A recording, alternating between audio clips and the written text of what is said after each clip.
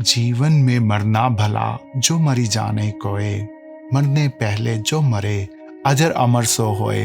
अर्थात जीवन में मृत्यु का आना भला है अगर आपको सही से मरना आता है।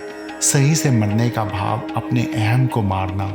अहम को मारने से मैं तो मर जाता है, केवल वो बचेगा जो असीम है, जो अमर है, अजर है। यही मरना भला है। दोस्तों, कबीर जी के जाने के 700 साल बाद भी आज भी उनकी एक एक पंक्ति हमें अंधकार से प्रकाश की ओर ले जाने का दम रखती है। दोस्तों, आज आप जानेंगे कि संत कबीर के बाद उनका कौन सा शिष्य उनका उत्तराधिकारी बना। कबीर जी की उनके इस अद्भुत शिष्य से मिलने की एक बड़ी रोचक कथा है। जो लोग कबीर जी से प्रेम करते हैं उनको यह कथा अवश्य सुननी चाहिए।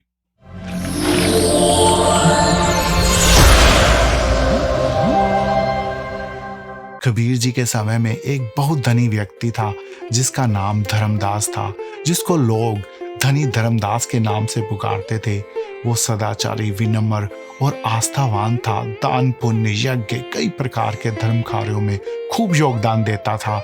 एक बार जब धर्मदास ने एक यज्ञ का आयोजन किया तो नगर से बहुत से लोगों को निमंत्रित किया। धर्मदास की पत्नी भी उनके साथ वहां उपस्थित थी।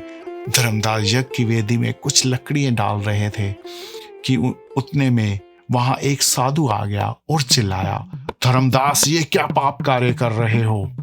धर्मदास कुछ चौंका और हैरान हुआ और बोला, साधु महाराज, आप ये क्या कह रहे हैं?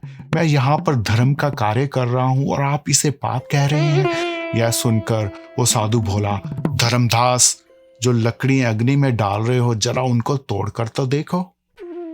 अब धर्मदास ने एक लकड़ी उठाई और उसको तोड़ा तो हैरान हो गया। उस लकड़ी में से कीड़े मकोड़े निकलने लगे। अब उसने बारी बारी से कुछ और लकड़ियों को तोड़ा तो वो हैरान हो गया, हर एक लकड़ी में से कीड़े मकोड़े निकल रहे थे। अब धर्मदास को उस साधु की बात का मर्म समझ में आया तो धर्मदास की आंखें उस साधु को खोजने लगी, परंतु वो साधु वहां पर नहीं थे। अब धर्मदास कुछ निराश हो गया। धर्मदास के मन में विरह की चिंगारी सदा से जल रही थी।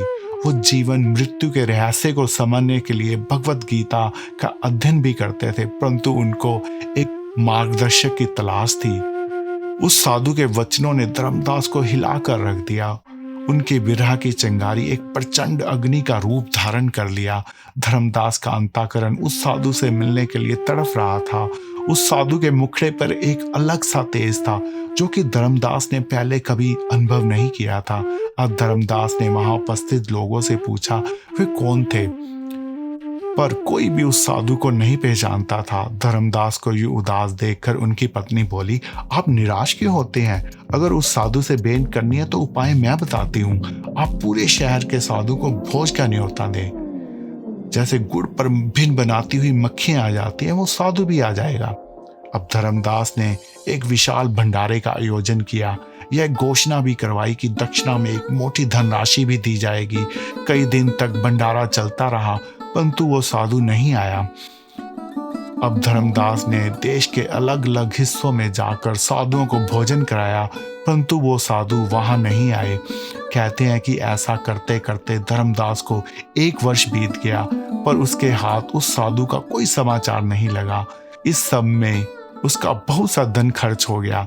अब वो पहले जैसा धनवान भी नहीं रहा। एक दिन वह नदी के किनारे बैठा। उसके मन में यह विचार आया कि अब इस जीवन का क्या करना है? सारा धन भी खर्च हो गया और वो साधु भी नहीं मिले।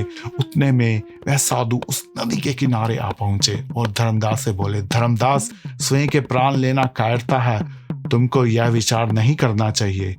धर्मदास ने उस साधु को पुनः देखा तो उसकी प्रसन्नता का ठिकाना न रहा, परंतु वो साधु महाराज से कुछ नाराज भी था और बोला, जैसे अब आपने मेरे मन के भाव पढ़ लिए, क्या आपको यह पता नहीं था कि 1 वर्ष से मैं हर शहर, हर गांव में आपकी तलाश कर रहा हूं? इस पर वो साधु बोले, हे धर्मदास, तुम्हारा जन्म तो एक असाधारण कार्य को सिद्ध करने के हेतु हुआ है। मैं तुम्हारे लिए ही आया था।